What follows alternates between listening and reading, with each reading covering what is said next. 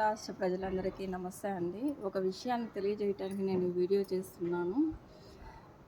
ఇప్పుడు వచ్చిన టీడీపీ ప్రభుత్వం ఏదైతే ఎన్నికల కమిషన్ పూర్తిగా ఆంధ్ర రాష్ట్రంలో ఫెయిల్యూర్ అయ్యి అధికారంలోకి వచ్చిన పార్టీ, ఈరోజు జగన్మోహన్ రెడ్డి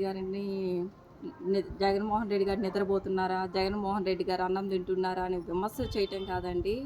వీళ్ళు ఏవైతే ఎలక్షన్స్కి ముందు హామీలు ఇచ్చారో, సూపర్ 6 కానీ మిగతా అయితే హామీలు ఇచ్చారో ఆ హామీలు ఏ విధంగా నెరవేర్చాలనేది పరంగా ఆంధ్ర రాష్ట్రంలో రాజకీయాలు చేస్తే బాగుంటుందండి. ఈరోజు వైఎస్ఆర్సీపీ పార్టీ కార్యాలయం తాడేపల్లిలో అక్రమంగా ఈరోజు కూల్చేశారండి. అక్కడ ఒక ఇన్ఫర్మేషన్ లేదు, కోర్టు ఏం లేదు. కోర్టు అన్నీ వీళ్ళే చట్టాన్ని చేతుల్లోకి తీసుకుంటున్నారు. చంద్రబాబు నాయుడు గారు విలువలు విశ్వనీయతతో కూడిన రాజకీయం చేయండి.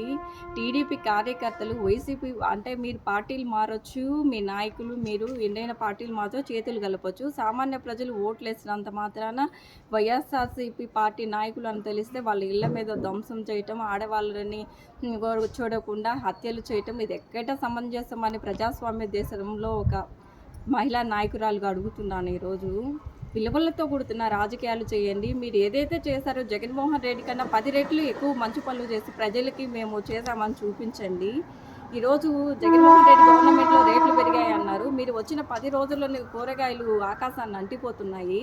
మీ మంత్రులకు చెప్పండి, ఇతర రాష్ట్రాల నుంచి కూరగాయలు దిగుమతి చేస్తారా, రేట్లు తగ్గిస్తారా అని.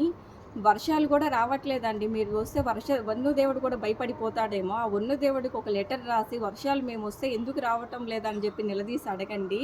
ఆంధ్ర రాష్ట్ర ప్రజలకు మంచి చేయండే కానీ జగన్మోహన్ రెడ్డి కక్షపూరిత రాజకీయాలు చేయొద్దని విజ్ఞప్తి చేస్తూ వీడియో ప్రజల కోసం చేస్తున్నానండి.